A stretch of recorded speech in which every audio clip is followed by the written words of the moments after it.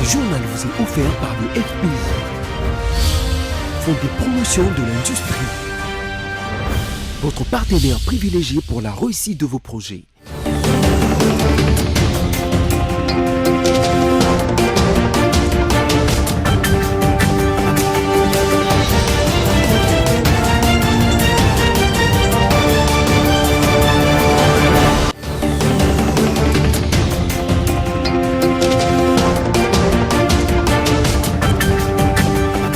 Bienvenue à toutes et à tous à ce nouveau numéro du journal. C'est ce lundi 16 mars 2020 que les députés ont repris le chemin de l'hémicycle de l'Assemblée nationale.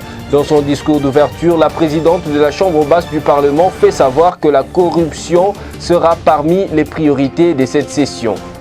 Et puis, la pandémie du coronavirus est bel et bien en République démocratique du Congo, particulièrement à Kinshasa, la capitale. Le ministre de la Santé, Eteni Nongondo, a annoncé la détection d'un troisième cas positif à Kinshasa. Enfin, Thomas Lubanga est devenu un citoyen libre depuis dimanche 15 mars 2020 après sa sortie de la prison de Makala, condamné à une peine totale de 14 ans par la Cour pénale internationale en juillet 2012. Le président de l'Union de patriotes congolais a été transféré à Kinshasa pour purger sa peine d'emprisonnement. Bienvenue à toutes et à tous. Le chef de l'État, Félix Tshisekedi, a pris part dimanche 15 mars au Kempinski Hotel à un culte œcuménique ayant réuni des pasteurs protestants et quelques fidèles venus pour sceller ce qu'on a qualifié de réconciliation entre les chrétiens congolais et les juifs. 3 messages tirés de livres de Genèse, de 2 chroniques et d'Ésaïe ont été lus par le pasteur Mwinda, Daniel Kawata et le rabbin juif. Images et commentaires.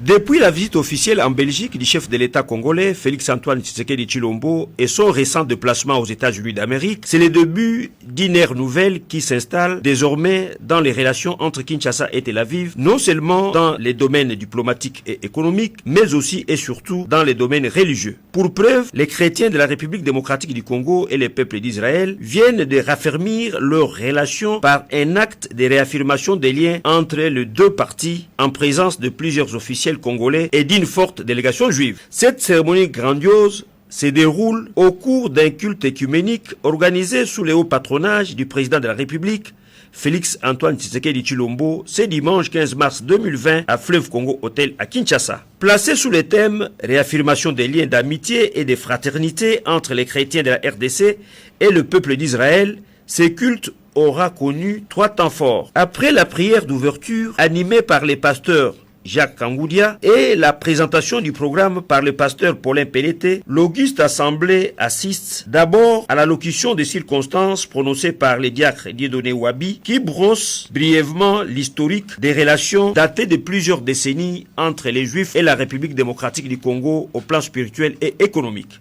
Ensuite, les chrétiens suivent religieusement, tour à tour, 4 messages bibliques. Celui du pasteur Mwinda, professeur de théologie au Canada, tiré de Genèse 12, 1 à 3, du pasteur Daniel Kawata, tiré de 2 Chroniques 7, 14 à 15, et celui d'Albert Guigui, grand rabbin de Belgique, tiré d'Ésaïe 2, 2 à 5. Tous les intervenants ont exhorté le peuple congolais à l'amour du prochain, au travail, à la paix et au respect de l'autorité établie, tout en soulignant que le hasard n'existe pas devant Dieu, qui seul détient les solutions aux problèmes auxquels est confrontée la RDC. Autre temps fort, la lecture de l'acte de réaffirmation des liens. Arrive enfin le moment d'échange des symboliques entre les deux parties en guise de cadeaux. La République démocratique du Congo remet à la délégation juive un palmier à planter en Israël et une œuvre d'art représentative. Pour sa part, la délégation juive, par l'entremise du président de la communauté juive en RDC et du grand rabbin Albert Guigui, remet au chef de l'État de la République démocratique du Congo un objet d'art, symbole du peuple juif, une Bible de grand format en hébreu et un diplôme d'implantation d'arbres en Israël par le représentant des KKL pour la création d'une forêt de la RDC.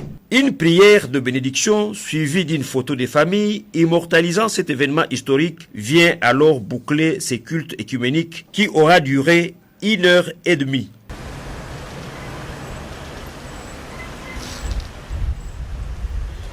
Vous l'avez suivi au sommaire, la rentrée parlementaire a eu lieu ce lundi 16 mars 2020. Les députés ont repris le chemin de l'hémicycle de l'Assemblée nationale.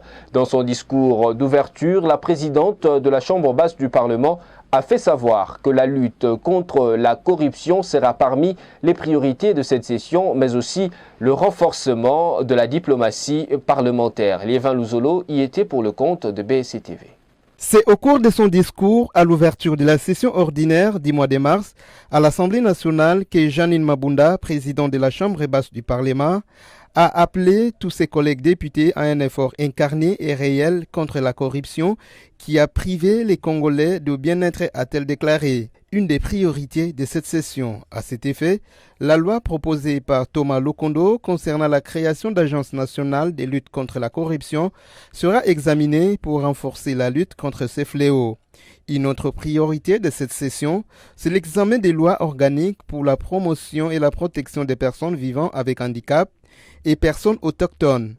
Quant au contrôle parlementaire, ce qui compte, a dit Janine Mabunda, ce n'est pas leur nombre, mais plutôt l'impact que ce dernier a pour l'amélioration de l'action gouvernementale. Une autre priorité de cette session parlementaire, c'est mener des intenses activités dans les domaines de la diplomatie parlementaire, sous réserve de l'évolution des coronavirus. À cet effet, le Dr Muyembe a été invité ce mardi à l'Assemblée nationale pour une séance pédagogique avec les députés concernant cette pandémie. En cette séance, Janine Mabunda a eu l'honneur d'inviter tous les anciens présidents de l'Assemblée nationale, à savoir le cardinal émérite Laurent Monsengo, Vital Kamere, Thomas Louaka, Évariste Bochap et Azarias Rouberoy. Évoluons dans ce journal, le coronavirus est bel et bien en RDC, particulièrement dans sa capitale Kinshasa. Aux dernières nouvelles, le ministre de la Santé, Eteni Longondo, annonce la détection d'un 3e cas positif à Kinshasa et invite la population à l'application stricte des mesures de prévention. Christelle Genda. Le coronavirus est bel et bien en République démocratique du Congo, particulièrement dans la capitale de Kinshasa. Aux dernières nouvelles, le ministre de la Santé, Eteni Longondo, annonce la détection d'un 3e cas positif à Kinshasa et invite la population à appliquer les mesures de prévention. Confirme que cette maladie est ici à Kinshasa.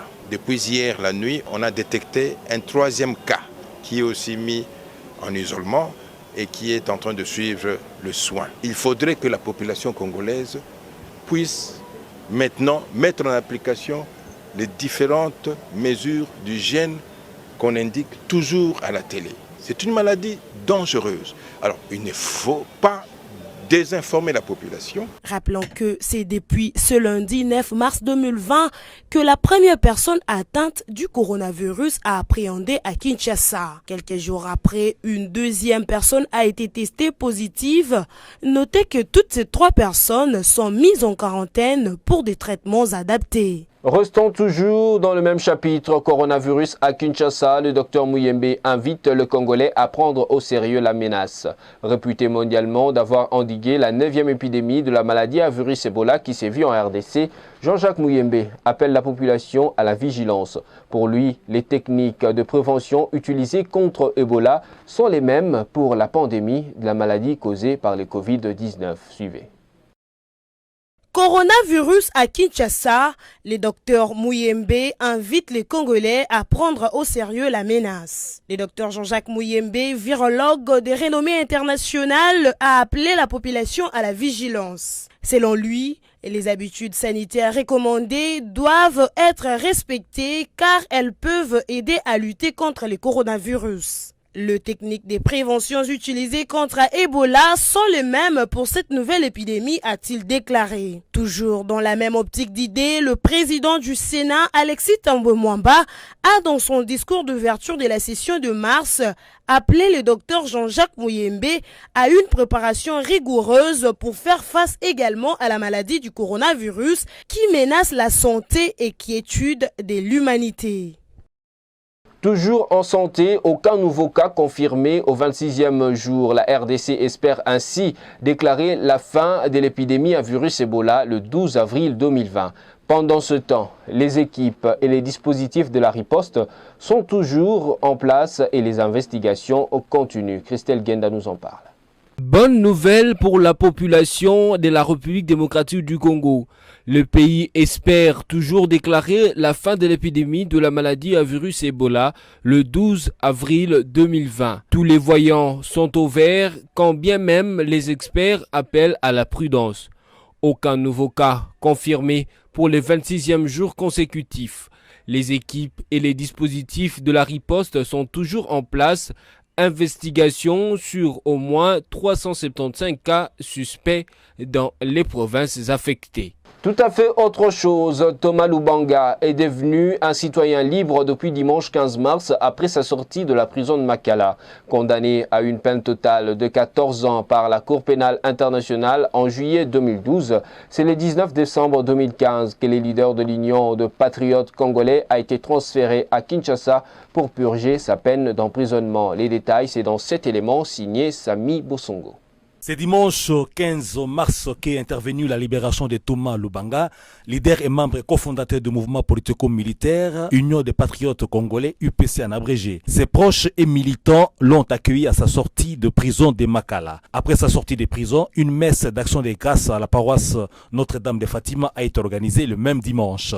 Abordé par la presse, Papi Serge Mouyamba, l'un des avocats de Thomas Lubanga, affirmera que celui-ci aura été un cobaye pour l'expérimentation d'une institution nouvellement créée, la CPI, et que sa condamnation satisfaisait les intérêts des personnes à la base de sa livraison à la justice. Cependant, dans son verdict de culpabilité de Thomas Lubanga, la chambre de première instance de la CPI avait établi qu'entre le 1er septembre 2002 et le 13 août 2003, la branche armée de l'UPC FPLC avait recruté des jeunes gens, parmi lesquels des enfants de moins de 15 ans. Sorti de prison, Thomas Lubanga a dit pardonner à certaines personnes à la base du calvaire qu'il a vécu. Préoccupé par les soucis de sa famille, le premier condamné à la CPI a encore déclaré, je cite, « Je pense que je serai correctement inséré dans la société ». Fin de citation. Par ailleurs, cette libération de Thomas Lubanga est la fin d'un long processus judiciaire qui a commencé le 14 mars 2012 avec sa condamnation par la CPI pour enrôlement et circonscription des enfants de moins de 15 ans dans les rangs de sa milice. Le 10 juillet 2012 intervenait sa condamnation à une peine totale de 14 ans. Un verdict et une peine qui seront confirmés par la chambre d'appel de la CPI le 1er décembre 2014. C'est le 19 décembre 2015 que Thomas Lubanga a été transféré à Kinshasa pour purger sa peine. Et puis, le comité provincial de sécurité de la province du Nord Kivu a décidé de renvoyer dans leur pays le 1400 Burundais entrés illégalement en République démocratique du Congo. Cette décision a été prise par le gouverneur de cette province, Karli Nzanzu Kasivita Stella Hachema. 48 heures après leur démantèlement, près de 2000 immigrés clandestins burundais sont en train d'être rapatriés dans leur pays, le Burundi, par la province du Sud Kivu, leur point d'entrée en République démocratique du Congo. L'opération de leur retour forcé a débuté ce lundi matin à leur campement du quartier périphérique Lac-Vert en présence des autorités sécuritaires provinciales. Plusieurs Burundais éparpillés dans la ville de Goma ont volontairement rejoint le groupe et conduit au port de Goma en vue de leur embarquement. La population de Goma est en veille pour débusquer toute autre personne suspecte en situation irrégulière. Aucun incident n'a été déploré au cours de cette opération malgré la résistance de certains leaders de ces groupes. Le gouverneur de la province, Karli Nzanzu Kasivita, a personnellement supervisé cette opération retour. Pour lui, il ne s'agit pas d'une opération de chasse à la sorcière, mais plutôt le respect des normes nationales et internationales en matière d'immigration. Évoluons dans ce journal. C'est depuis vendredi que le directeur général d'Europe Bank séjourne à la prison centrale de Makala. Thierry Teitmans est accusé d'être impliqué dans le détournement du premier acompte de fonds destinés à la construction de l'habitation sociale de 5 villes de la RDC. Clarisse Bebumwika. Les 100 jours d'audition de Thierry Teitmans n'ont servi qu'à son transfèrement à la prison centrale de Makala. Il avait été auditionné au sujet de transactions et des transferts en lien avec un client du gouvernement congolais dans le cadre d'un projet du programme d'urgence de Félix Tshisekedi, le chef de l'État. En effet, il s'agissait du dossier Samibo Congo, contractant de l'État dans les projets de construction de maisons préfabriquées classées dans le volet habitat du dit programme de Fachi. Il était prévu la construction de 1500 logements sociaux dans 5 villes de la RDC qui sont Kinshasa, Bukavu dans les Sud-Kivu, Kananga dans les Kasaï centrales, Mbujimaï dans les Kasaï orientales, ainsi que dans le Congo central, en raison de 300 maisons par ville. Et c'est la société Samibo Congo SRL qui avait gagné ce marché qui coûte 57 600 000 $ américains, dont le premier acompte s'élevait à 17 350 000 $ américains, qui malheureusement ne sont pas tombés entre les bonnes mains. Sam Jamal, directeur général de la dite société des constructions, récepteur du premier acompte, a été accusé du détournement de ces fonds et placé en détention préventive après avoir été interpellé puis auditionné. Thierry Teyman, qui se justifie en disant que la Rabobank n'a fait qu'exécuter les opérations pour le compte d'un client dans les cadres du projet comptant pour les 100 jours du chef de l'État, a été également arrêté puis transféré depuis le vendredi 13 mars à Makala pour complicité dans les détournements de ce fonds destiné à la construction d'habitations sociales. Il a été longuement auditionné par le service habilité avant de décider qu'il devrait rejoindre les centres pénitentiaires de Makala. Tout à fait autre chose, le mois de mars, c'est le mois de la femme et c'est dans cette optique que les femmes continuent de donner de la voix quant à leurs droits qu'elles revendiquent. Dans cet élément de reportage, Clarisse Bebumwika nous propose ce que pensent les femmes de la musique chrétienne au sujet de la lutte pour l'égalité et l'importance de la célébration de la journée de la femme. Suivez. Les activités se multiplient à travers le monde dans les cadres de la journée ou du mois de mars qui est dédié à la femme. Ici, des ateliers de réflexion, là des émissions, ailleurs de réaction, chaque femme dans son domaine, profitant encore du mois lui dédié qui court, est libre de placer un mot sur l'importance de l'engagement dans la lutte pour l'égalité de sexe et de faire le bilan de cette démarche qui compte déjà plusieurs années. Nous faisons parler aujourd'hui les femmes musiciennes chrétiennes, 3 d'entre elles reçues au cours de l'émission Gospel Sound que présente Clarisse Baby sur BSC TV, ont donné leur appréciation à la célébration du 8 mars. Elles ont également exhorté la femme à se faire valoir à travers son travail. Pour moi, je ne donne pas assez beaucoup d'importance, parce que je trouve que la femme travaille chaque jour. Elle est en action.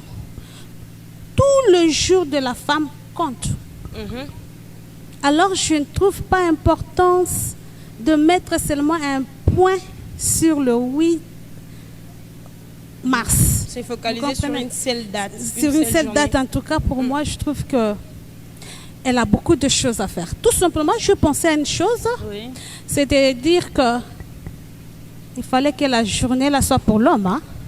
Comment ça pour l'homme? Comment ça? Je m'explique, c'est vrai. Je suis étonnée, c'est parce que oui. C'est pour que l'homme se souvienne de la femme, dit que la femme elle est là dans mon injustice là, que je pense aussi à la femme. Je suis en train de dire à la femme, tu dois te lever. Par toi, tu peux sauver ton pays. Exactement. Même le monde, si on va plus loin. La femme doit être restaurée. Tu sais, chaque fois qu'on te dit, tais-toi, toi là c'est derrière, toi c'est ceci. On est en train on est en train de mettre pas en confiance. Exactement. Or, du fait que tu manques de confiance en toi, tu ne seras pas capable de réaliser beaucoup de choses parce que tu n'as pas confiance en toi. Tu ne sais pas te développer. Oui, c'est ça. C'est comme si tu t'es bloqué. Mais je bénis beaucoup l'Éternel. Les hommes d'aujourd'hui sont meilleurs. Félicitations. Moi, si Esengeli a téléma. Ok. Moi, si a téléma dans le domaine nyonso. Donc, à un moment, pas la oméonga. Moi, si nazo lingala transmettre on a pas la base si au bazar capable. Il y a pour ça la musique, il faut s'arrêter, il y a pour ça la art en général. Donc si tu sens à toi que la cause à la ta peintre, il faut moi téléma, zala la décision, il y a pour atteindre l'objectif là. Ce qu'on sentir que na kati na je sais que nazo sentir que art moko ezo la kati na ngai ata pour ça la théâtre donc il comment il y a pour ça il y a pour ça là ya kopesa valeur na kati ya kibomwasi kokanga motema te telema. Peut être égal à l'homme peut-être pour le travail, pour de promotion, mais on ne peut pas être égal à l'homme dans le mariage. Ça, c'est très difficile. Nous sommes considérés par des hommes, bien sûr, mais dans le mariage, l'homme est au-dessus de la femme, comme Dieu est au-dessus de l'homme. Chaque chose a sa place, comme Dieu l'a créé. Même si aujourd'hui, on veut parler de la parité, il y a beaucoup de gens qui parlent, de femmes qui parlent de la parité dans le mauvais sens. La parité, ce n'est pas dire égal à l'homme, même dans le mariage. Non. Égalité à l'homme pour peut-être la promotion, pour peut-être le travail, puisque ce que l'homme peut faire, la femme aussi peut le faire. Reconnue officiellement par l'ONU en 1977, la lutte pour le droit de la femme, l'égalité de sexe, etc. a connu des avancées et a lieu de le dire, rien qu'à entendre la femme d'aujourd'hui s'exprimer et la voir engagée dans plusieurs domaines de la vie. En sport, l'AS Vita Club a battu au stade de Martyr le FC Renaissance par 2-0, alors que l'association sportive Maniema Union s'est imposée par le même score face à Lubumbashi Sport au stade de Joseph Kabila. Les CS Don Bosco et l'OC Bukavu Dawa ont fait jeu égal de 2 buts partout. Voilà les résultats de 3 rencontres disputées dimanche 15 mars 2020. Sami Bosongo. 2 victoires et 1 match nul. Tels sont les résultats des dernières rencontres dimanche 15 mars de la Vodacom Division 1 avant l'entrée en vigueur de la mesure de suspension du championnat suite à la détection de premiers cas de personnes infectées par le Covid-19 en RDC. À Kinshasa, au stade de Martyr, le derby entre l'association sportive Vita et le FC Renaissance s'est soldé par la victoire des Dauphins noirs quinois. Les 2 buts de l'AS Vita ont été marqués dès les 10 premières minutes de la première période. Au stade de Joseph Kabila de Kindu dans le Maniema, l'association sportive Maniema Union a terrassé Lubumbashi Sport par 2-0. Les 2 buts ont été marqués durant la seconde période. Par ailleurs, il n'y a pas eu de vainqueurs ni de perdants au stade de la Concorde de Kadoutou à la fin de la rencontre qui a opposé CS Don Bosco à l'OC Bukavu Dawa. 2 buts partout à la fin du match où les Salésiens de Don Bosco ont eu des ressources pour remonter les 2 buts encaissés dès les 20 premières minutes de la rencontre. Pour rappel, c'est depuis le vendredi 13 mars que la Fédération Congolaise de Football Association, FECOFA en acronyme, a décidé de suspendre sur toute l'étendue du territoire national des compétitions et championnats de football organisées par ces entités subdélégataires à partir du 16 mars 2020 pour une durée de 30 jours, les championnats interscolaires inclus. À la suspension de la Vodacom Division 1, le tout-puissant Mazembe occupe la tête au classement partiel avec 53 points, plus 39, après 20 rencontres disputées. L'association sportive Vita à la 2e place avec 48 points, plus 28, après 23 rencontres. L'association sportive Maniema Union, la 3e place avec 46 points, plus 27, après 21 matchs joués. Ce journal est terminé. Si vous nous avez pris en cours des diffusions, voici pour vous le rappel de principaux titres. C'est ce lundi 16 mars 2020 que les députés ont repris le chemin de l'hémicycle de l'Assemblée nationale. Dans son discours d'ouverture, la présidente de la Chambre basse du Parlement fait savoir que la corruption sera parmi les priorités de cette session. Et puis, la pandémie du coronavirus est bel et bien en République démocratique du Congo, particulièrement à Kinshasa, la capitale. Le ministre de la Santé, Eteni Nongondo, a annoncé la détection d'un 3e cas positif à Kinshasa. Enfin, Thomas Lubanga est devenu un citoyen libre depuis dimanche 15 mars 2020 après sa sortie de la prison de Makala, condamné à une peine totale de 14 ans par la Cour pénale internationale en juillet 2012. Le président de l'Union de patriotes congolais a été transféré à Kinshasa pour purger sa peine d'emprisonnement. C'est par ici que nous terminons. Merci à vous d'avoir suivi BSC-TV. Restez-nous toujours fidèles.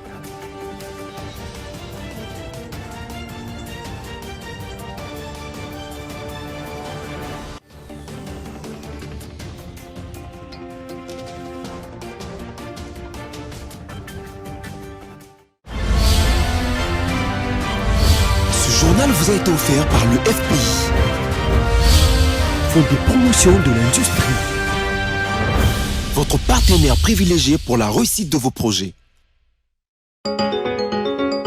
Bon début de la semaine à tous, bienvenue à la lecture de médias en ligne sélectionnés et résumés pour vous sur BSC Télévision ce lundi 16 mars 2020. Ouvrons cette revue de presse avec les sites d'information Forum des As qui titre à sa une justifiant la résiliation du contrat avec Safricom, Gentile Ngobila accuse Hassan Mourad des manquements à ses obligations. Plus rien n'est lié l'hôtel de ville de Kinshasa à la société Safricom. Le contrat signé depuis 2005 par les deux parties ayant été résilié depuis le mois de novembre 2019. En cause, le non-respect des engagements pris par le partenaire de l'hôtel de ville de Kinshasa. Ainsi, on a décidé le gouverneur de la ville de Kinshasa, Gentile Ngobila, déterminé à offrir à ses administrés une nouvelle physionomie. Ainsi qu'on les connaît, la ville de Kinshasa est en proie non seulement à un problème d'insalubrité, mais aussi à celui d'encombrement de vendeurs du secteur informel sur différentes artères de la capitale. Ainsi, pour permettre à la capitale de revêtir de sa belle robe datant ternie depuis plusieurs années, terni depuis plusieurs décennies, le gouvernorat se trouve dans l'obligation de relocaliser tous ses vendeurs. Voilà qui explique le vaste projet d'assainissement Kin Bopeto initié par Gentile Ngobila, gouverneur de la ville-province de Kinshasa. Pour relever cet énorme défi de faire de la ville de Kinshasa une agglomération aux standards modernes, Gentile Ngobila a jugé judicieux, dans un premier temps, de démolir plus de 100 magasins construits dans l'enceinte du marché central de la ville de Kinshasa. Poursuivons cette revue de presse avec les sites actualité.cd qui titre à sa une Coronavirus, le Rwanda enregistre déjà 5 cas. C'est le samedi 14 mars que le pays a détecté son premier cas du coronavirus. En vue d'empêcher la propagation du virus sur le territoire, ce pays voisin de la RDC a pris une série de mesures dont la fermeture de lieux de culte à partir de ce dimanche 15 mars et la fermeture des écoles et établissements d'enseignement supérieur à partir de lundi 16 mars. Les autorités rwandaises préconisent également les reports de tous les événements devant occasionner des rassemblements, notamment mariages, événements sportifs et même le nombre de personnes qui doivent assister à des cérémonies funéraires doit être minimisé. Bouclons cette revue de presse avec les sites Radio Okapi qui titre à sa une Unikin. Le professeur décide de poursuivre leur grève. Professeurs de l'université de Kinshasa ne reprendront pas le cours ce lundi 16 mars, tel attendu par les étudiants après l'audience accordée au comité de la Poucune par le Premier ministre. Au cours de leur rassemblement général extraordinaire du week-end, le professeur de l'Unikin ont décidé de poursuivre leur grève jusqu'à l'exécution effective des engagements pris par le gouvernement. Évaluant les niveaux d'exécution de ces engagements, la Poucune estime qu'il n'y a pas d'avancée. Les professeurs de l'Unikin encouragent le gouvernement à tout mettre en œuvre pour honorer ses promesses. Cette revue de presse est terminée. Merci à vous de l'avoir suivi.